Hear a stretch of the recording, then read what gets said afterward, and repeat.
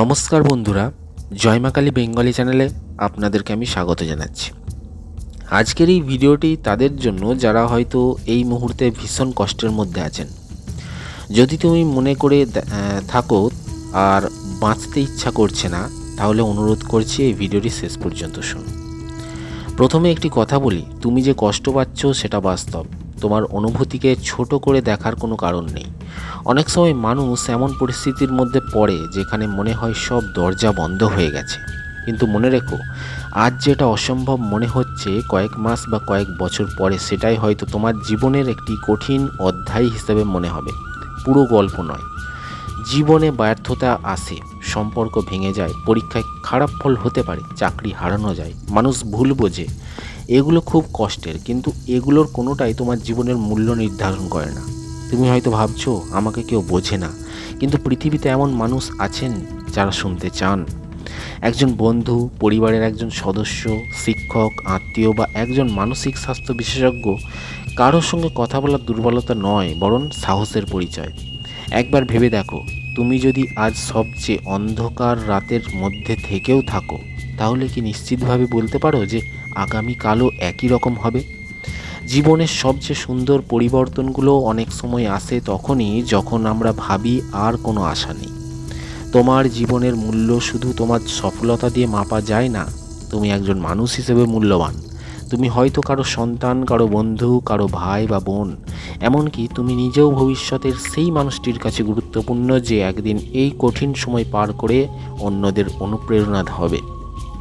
আজ যদি তুমি ক্লান্ত হও, তাহলে বিশ্রাম নাও, কিন্তু জীবনের কাছ থেকে বিদায় নিও না। সাহায্য চাও, কান্না করো, কথা বলো, প্রয়োজন হলে চিকিৎসা নাও। এগুলো সবই স্বাভাবিক। অনেকেই ভাবেন আমার সমস্যার কোনো সমাধান নেই, কিন্তু বাস্তবে বেশিরভাগ সমস্যার সমাধান সময় সহযোগিতা ও সঠিক চিকিৎসার মাধ্যমে খুঁজে পাওয়া যায়। হতাশা আমাদের মস্তিষ্ককে এমনভাবে প্রভাবিত করতে পারে যে মনে হয় আর কোনো পথ নেই, কিন্তু সেই অনুভূতি সত্যের পুরো ছবি নয়।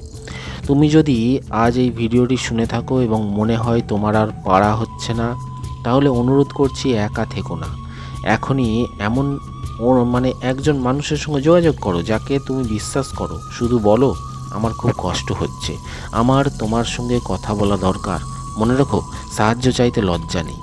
যেমন জ্বর হলে ডাক্তার দেখানো স্বাভাবিক, তেমনি মানসিক কষ্টের জন্যও সাহায্য নেওয়া স্বাভাবিক।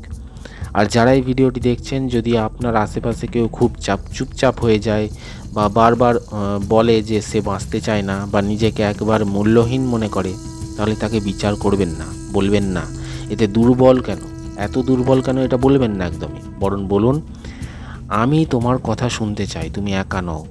কখনো কখনো একজন মানুষের পাশে শান্তভাবে বসে থাকা, তার কথা মন দিয়ে শোনা, তার জন্য অনেক বড় সাহায্য হতে পারে।